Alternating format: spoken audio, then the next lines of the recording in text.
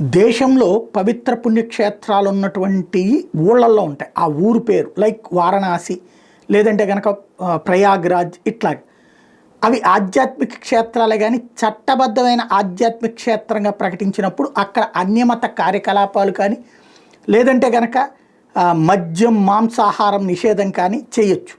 అది భారతదేశంలో ఒక తిరుమల తిరుపతి దేవస్థానానికి మాత్రమే అవకాశం ఉంది. తిరుమల కొండని ప్రత్యేకమైనటువంటి ఆధ్యాత్మిక క్షేత్రంగా ప్రకటించడం వల్ల తిరుమల కింద అలిపిరి దగ్గర నుంచి చూస్తే కొండ పైన కానీ ఆ 7 కొండలలో అన్యమత కార్యకలాపాలు నిషేధం. అదే సందర్భంలో ఆ 7 కొండల మీదన రాజకీయ కార్యకలాపాలు కానీ, మద్యం మాంసం నిషేధం. ఇప్పుడు అట్లాంటి పరిస్థితే ఏదైతే ఉత్తరప్రదేశ్లోని 2 ఊళ్ళల్లో చేయడానికి రెడీ అవుతున్నారు.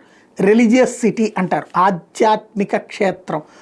ఇది 2 జిల్లాల్లో ఉన్నటువంటి ప్రయాగ్రాజ్, కాశీ, ఈ 2 ప్రాంతాలని 2 జిల్లాలని కూడా ఆ దిశగా అడుగులు వేసేందుకు నిర్ణయం తీసుకున్నాడు యోగి ఆదిత్యనాథ్. ఈ